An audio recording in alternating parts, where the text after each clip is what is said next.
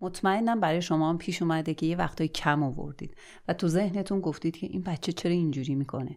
چرا به خاطر یه چیز کوچیک انقدر به هم میریزه، داد میزنه، جیغ میکشه، برادرشو میزنه؟ ما اون وسط احساس درموندگی میکنیم وقتی میبینیم که بچه‌هامون برای یه اتفاق خیلی کوچیک پرخاشگری میکنن. من تو این ویدیو میخوام در مورد علت‌های پرخاشگری بچه‌ها صحبت بکنم. اگه تو خونه کودک 3 تا 10-11 ساله دارید، این ویدیو برای شماست. بررسی میکنیم با هم، ببینیم بچه‌ها به چه دلایلی پرخاشگری میکنن و راهکار میدم خدمتتون. ضمناً آمارها داره میگه که میزان پرخاشگری در سالهای گذشته افزایش پیدا کرده. انتهای ویدیو میگم به چه علتی این آمار رو به افزایش. سلام، من نایده حاج مقصودی هستم و اینجا همراز روانشناسی. امروز میخوایم با هم صحبت بکنیم در مورد موضوع پرخاشگری در کودکان. آمارها و رفرنس های علمی نشون میدن که یه چیز حدود 8% از بچه ها دچار پرخاشگری میشن. البته از 2019 با کووید 19 به این ور آمارها نشون میدن که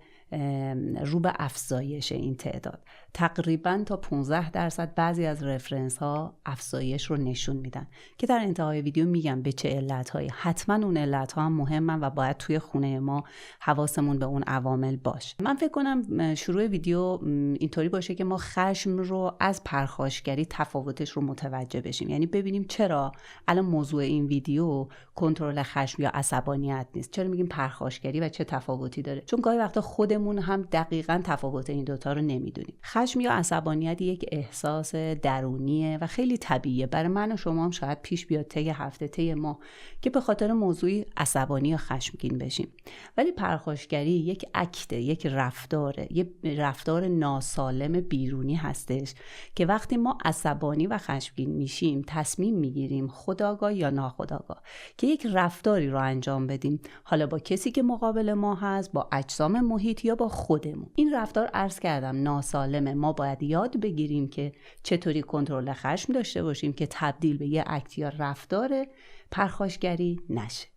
اما بریم سراغ این که چرا بچه‌ها پرخاشگری میکنن. رفرنس های علمی میگن مهمترین علت توی خانواده ما و به خاطر سبک تربیت ما هست، ولی چند علت دیگه هم وجود داره. یعنی معمولاً پرخاشگری 3 تا علت داره: علت‌های زیستی، ژنتیکی، علت‌های روانی و علت‌های اجتماعی. من میخوام تو این ویدیو خیلی واضح هر 3 تا رو توضیح بدم. علت اول که علت‌های زیستی یا ژنتیکی هست، منظور اون خلق و خو، تمپرمنت یا ژنتیک بچه ما هستش که البته باز تحقیقات نشون میدن که حتی بچه‌هایی که جزو بچه‌های دشوار یا سخت شمرده میشن میتونن با سبک تربیت خوب و ملایم و قاطعانه تعدیل پیدا بکنن، یعنی پرخاشگری و خشم این بچه‌ها کمتر میشه. ولی خب اینا بچه‌هایی هستن که وقتی به دنیا میان تحریک پذیرن، یعنی اون آستانه تحمل هیجاناتشون از همون ابتدا پایینه. به خاطر همین تحریک پذیری میتونن خیلی زود عصبانی و خشمگین بشن و یا پرخاشگری داشته باشن. معمولا ما روانشناسان نظرمون اینه که خلق و خو و یا ژنتیک به اصطلاح مستعد کننده یا زمینه ساز هستش، علت اصلی نیست. به خاطر همین هستش که ما اگه سبک تربیت رو بدونیم چه عواملی رو باید توی این بچه‌ها رعایت بکنیم، میتونیم که تعدیل بکنیم این شرایط تنظیم نشدن هیجان رو در این بچه‌ها. مورد بعدی عوامل خانوادگی و تربیتیه که چندین زیر مجموعه داره. من در مورد زیر مجموعه‌اش صحبت میکنم. اولیش الگوی پاسخ خشن هست، یعنی بچه‌ها از ما یاد میگیرن، توی فضای بزرگ میشن که تنش رو، داد زدن رو، عصبانیت رو، پرت کردن یا چیز شکستن، در کوبیدن، اینا رفتارهای خیلی نرمالی هست تو خونه ما و ذهن بچه ما با این الگوی رفتاری خیلی آشنا هست، پس اکتسابی از ما یاد میگیره و تقلید میکنه. مورد بعدی بی‌ثباتی والدینه. تحقیقات نشون میدن وقتی که ما توی سبک تربیتمون روش مشخصی رو نداریم، یعنی توی موقعیت یکسان دوگانه عمل میکنیم، امروز اجازه داری این اشتباه رو بکنی و فردا تو همین موقعیت من باهات پرخاشگری میکنم، داد میزنم، عصبانی میشم یا سکوت سرد و طولانی باهات دارم، این بلا تکلیفی باعث پرخاشگری بچه‌ها میشه. یکی دیگه از زیر مجموعه های این علت ها سخت گیر بودن و تنبیه کننده بودن والدین هستش، یعنی چارچوب های خیلی سفت و سخت و غیر قابل انعطافی داریم و اگر از اینا خارج بشی حتما تنبیه هم میشی. یکی دیگه از زیر مجموعه ها نظارت کم هست، یه سبک تربیتی نسبتاً جدیدی که بهش میگیم غفلت گونه یا نگلکت، که پدر مادرایی هستن که اصلا نظارتی روی بچه‌ها ندارن. این مورد هم تحقیقات نشون میده که باعث پرخاشگری در بچه‌ها میتونه باشه. مورد بعدی استرس های مالی خانواده ها هستش. این به این منظور نیستش که بچه ما هر کاری دوست داره بکنه، هر چی میخواد ما باید براش تهیه بکنیم. منظورمون این هستش که اون وام و بدهی و چک و قرض و مشکلات مالی، اون ریز و جزئیات رو بچه‌ها متوجهش نشن و متوجه استرس های مالی که ما داریم نباشن. حتما که بچه باید سطح مالی خانواده رو بدونه و با تناسب به اون خرید بکنه و یا امکانات رفاهی در اختیارش قرار بدیم. یکی دیگه از زیر مجموعه‌های همین دسته علت‌ها توجه بیش از حد به درخواست‌های بچه‌هاست. وقتی ما همیشه به بچه بله میگیم یا درخواست‌های مالیش رو جواب میدیم یا اصلا خودمون رو همیشه در اختیارش گذاشتیم، همیشه اوکی بودیم برای بازی کردن و همراهی باهاش و از ما نه نشنیده، تحمل شنیدن نه رو نداره، تحمل اینکه ما یه تایمی نمیتونیم باهاش بازی بکنیم یا نمیتونیم یه چیزی رو براش تهیه بکنیم رو نداره و تبدیل میشه به پرخاشگری. مورد بعدی بی‌توجهی به رفتارهای مثبت هستش. خیلی وقتا برای داشتن بچه خوب، پسر خوب، دختر خوب، ما خیلی تلاش میکنیم که رفتارهای منفیش رو، کوچیکترین هاش رو هم بهش بگیم و گوشزد بکنیم و یادمون میره که خب رفتارهای مثبت رو هم باید ببینیم و بابتش کامنت بدیم. این هم میتونه علتی باشه برای پرخاشگری. و آخرین موردی که تو دسته علتهای خانوادگی و تربیتی هست، توجه بیشتر به خواهر یا برادر بزرگتر یا کوچیک‌تره. شاید با توجه به اقتضای شرایط، مثلا یه نوزادی اومده، یه بیبی هست و ناخودآگاه ما داریم به اون شیر میدیم، تعویضش میکنیم، میخوابونیمش، به خاطر شرایطش داریم توجه بیشتری بهش میکنیم و خواهر برادر بزرگترش درشون خشم و پرخاشگری ایجاد میشه.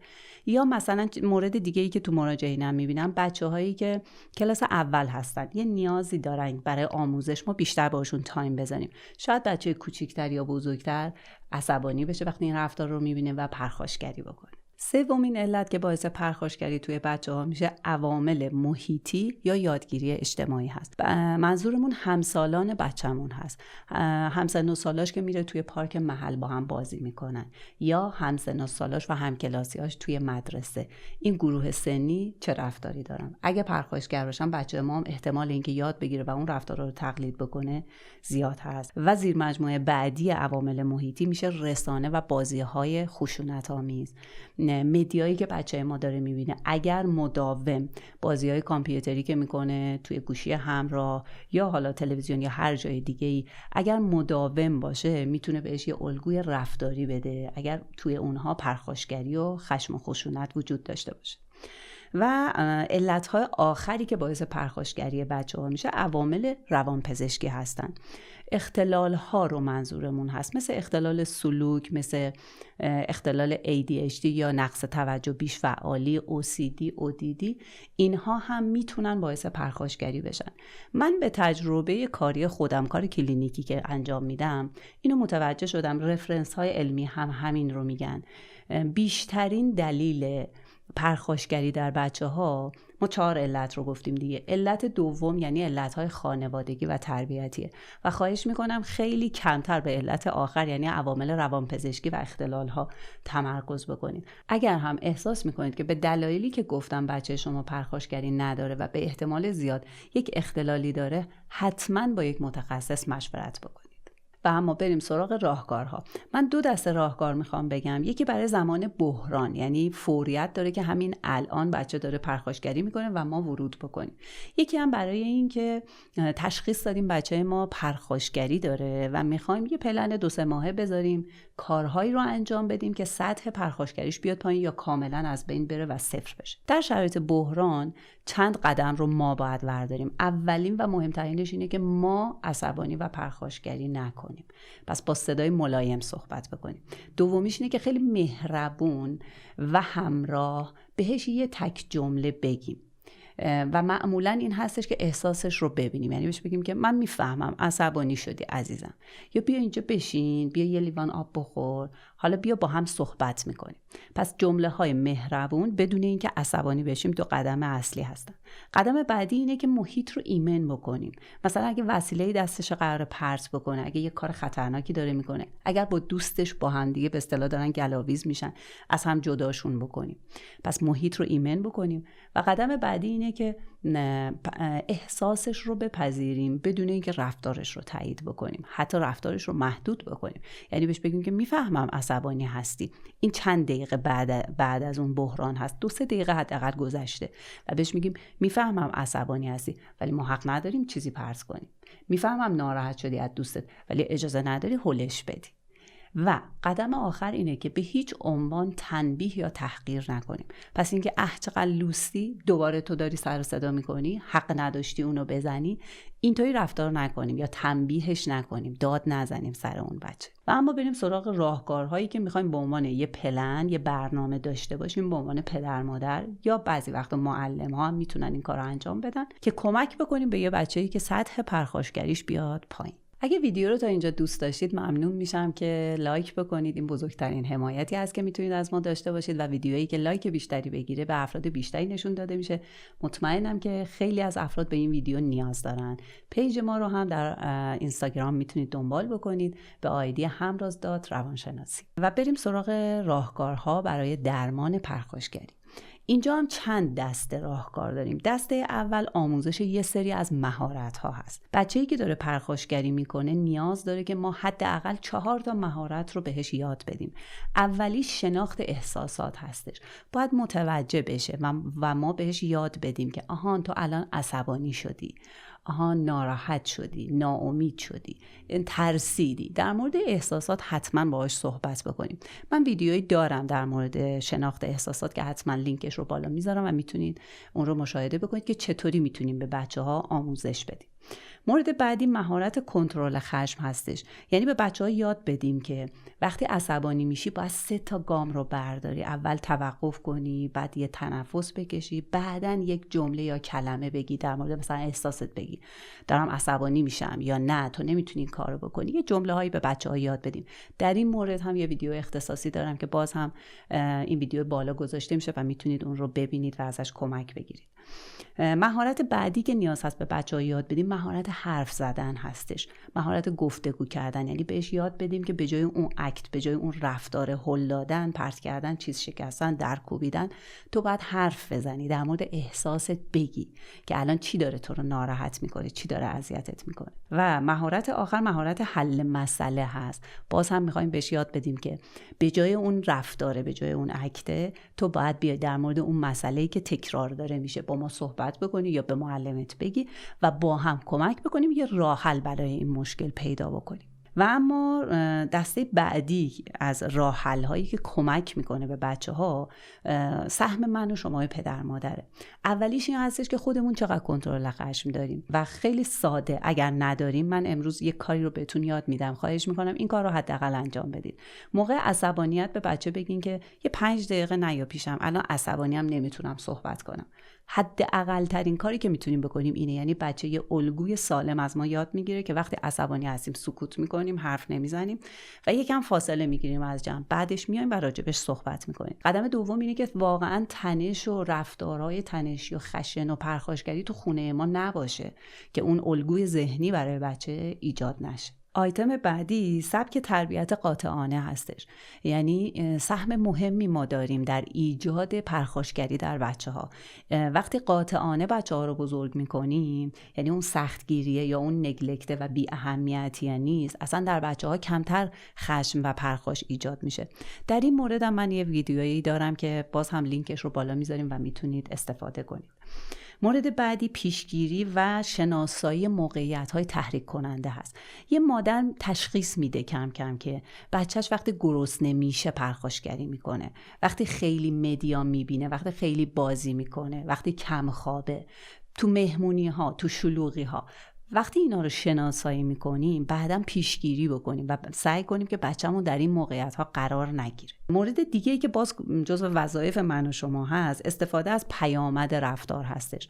مثلا وسیله‌ای رو پرت کرده، بهش میگم که خب من 5 دقیقه باهات بازی نمی‌کنم چون اون وسیله رو پرت کردی سمت صورت من، خطرناک بودش، تو میتونستی با من حرف بزنی، پس 5 دقیقه ما بازی نمی‌کنیم. و آیتم آخر اینه که هر وقت مراقب رفتارش بود ما بهش توجه مثبت بدیم. مثلا یه روزی با هم بازی کردیم و هیچ مشکلی پیش نیومده، داد نزده، وسیله‌شو پرت نکرده، بهش بگیم که امروز خیلی خوب با هم بازی کردیم، من خوشحالم که با هم دیگه حرف زدیم، راجع به احساسمون حرف زدیم و چقدر خوب با هم بازی کردیم. آیتم بعدی کمک گرفتن از رول پلی یا بازی نقش‌ها هستش. مثلا دیروز تو مهد کودک یکی هول داده و به ما گزارش داده. خب امروز میایم باهاش بازی میکنیم و هر کدوممون یه نقشی رو برمی‌داریم و بهش آموزش میدیم که خب به جای هول دادن 3 تا کار دیگه به من بگو، یا من به جای هول دادن به تو 3 تا کار دیگه آموزش میدم یا یاد میدم تو بازی کردن یا در قالب قصه. به بچه‌ها تا 6-7 سالگی در قالب قصه هم میتونیم آموزش بدیم مهارت ها رو. و فیلد دیگه ای که کمک میکنه به بچه‌ها بازی های تحرکی و حرکات ورزشی هستش. اجازه بدیم بچه توپ بازی بکنه، بپره، بدوه، تناب بازی بکنه یا کلاس های ورزشی و باشگاه و اینا بذاریمش. اینا هم کمک میکنن به اینکه بچه‌هایی که تخلیه هیجانی بیشتری دارن کمتر دچار خشم و پرخاشگری میشن. پس در مسیر اون آموزشی که میخوایم طی 2-3 ماه به بچه بدیم، این 3 تا راهکار که هر کدوم زیر مجموعه داشت به ما کمک میکنه. و اما چه زمانی کمک تخصصی نیاز داریم؟ یعنی حتما نیاز هستش که بریم از یک مشاور کمک بگیریم. وقتی که مکرر و شدید هستیم پرخاشگری، یعنی یا هر روز یا چند بار در هفته هستش و حتما به خودش یا اطرافیانش یا وسایلش آسیب داره میرسونه. این 2 تا آیتم اگر باشه بهتره که ما از یک متخصص کمک بگیریم و علت رو با یک متخصص پیدا بکنیم و بریم سراغ درمانش. من اشتباهات رایجی هم که ما والدین انجام میدیم و پرخاشگری رو تشدید میکنه میخوام بگم. یکی از مهمتریناش اینه که خودمون عصبانی میشیم و پرخاشگری میکنیم. یعنی بچه پرخاشگری میکنه، ما هم در جوابش با پرخاشگری و عصبانیت فرود میکنیم. مورد دوم اینه که تسلیم میشیم، یعنی بچه جیغ میزنه، داد میزنه، پرخاشگری میکنه و ما سکوت میکنیم و عقب نشینی میکنیم و خواسته اون رو جواب میدیم. این پرخاشگری رو بیشتر میکنه چون اون داره جواب میگیره از این روش. مورد بعدی نادیده گرفتن احساساته. وقتی بچه ما عصبانی هست، گرسنه هست، تشنه هست، خسته هست، ما احساسش رو نمیبینیم، فقط پرخاشگری رو میبینیم. بهتره که احساسش رو ببینیم و در موردش باهاش صحبت بکنیم. و مورد بعدی مقایسه کردن هستش. یعنی وسط اون پرخاشگری شروع میکنیم مقایسهش میکنیم با یکی دیگه که الان خواهرت این کارو نمیکنه، پسرعموت بهتر از تو رفتار میکنه. ابتدای ویدیو عرض کردم که آمارها از 2019 نشون میدن که میزان پرخاشگری رو به افزایش در بچه‌های 3 تا 11-12 سال و به نظر من این آمار قابل تأمل و خطرناکه. من میخوام علت‌هایی که پژوهش‌ها نشون میدن رو بگم خدمتتون. به طور کلی به خاطر تغییر لایف استایل ما خانواده‌ها هستش این آمار، ولی ریز و جزئیاتش رو خیلی کوتاه نوشتم و میگم خدمتتون. اولین مورد استرس و فشارهای اقتصادی هستش. سبک زندگی امروز استرس و فشار اقتصادی زیادی داره، باعث میشه ما بی‌حوصله میشیم، خشونت کلامی داریم، تنش تو خانواده زیاده و بچه ما پرخاشگریش بیشتر میشه. علت بعدی بیشتر تحریکی بچه‌ها هستش. یعنی بچه‌ها به خاطر اینترنت و مدیا در معرض رنگ‌های متفاوت، صدای زیاد، تصاویر خیلی سریع، فیلم‌های با سرعت بالا هستن و این باعث میشه که بچه‌ها تحریک پذیر میشن و تحریک پذیری باعث پرخاشگری توی بچه‌ها میشه. منظورم مداوم تو این فضا بودن هستش، تایم طولانی مدت هست. مورد بعدی کم شدن ارتباطات واقعی هست. وقتی بچه‌ها بازی گروهی واقعی ندارن، با همسن و سالاشون کمتر در ارتباط و بازی هستن، خیلی چیزا رو یاد نمیگیرن، تجربه نمیکنن، مثلا حل تعارض رو، مثل نوبت رو، تحمل کردن رو و اینها باز باعث میشه که آستانه تحمل بچه‌ها میاد پایین و باعث پرخاشگری میشه. و مورد بعدی هم خواب کمتر هستش به خاطر انواع اسکرین، به خاطر تلویزیون، گوشی‌های همراه، تبلت، آیپد یا هر چیز دیگه‌ای که بچه داره میبینه و به خاطر این صفحه‌های نمایش میتونه باز هم آستانه تحمل بچه‌ها بیاد پایین و باعث پرخاشگری بچه‌ها بشه. خب اگه با من موافق باشید ما تا اینجا متوجه شدیم که داشتن مهارت کنترل خشم که منجر به پرخاشگری نشه خیلی مهمه. ویدیویی که داره بهتون پیشنهاد میشه رو حتما ببینید. من اونجا در مورد آموزش مهارت‌ها به بچه‌ها صحبت کردم و داخلش چند تا از مهارت‌ها از جمله مهارت کنترل خشم رو هم گفتم.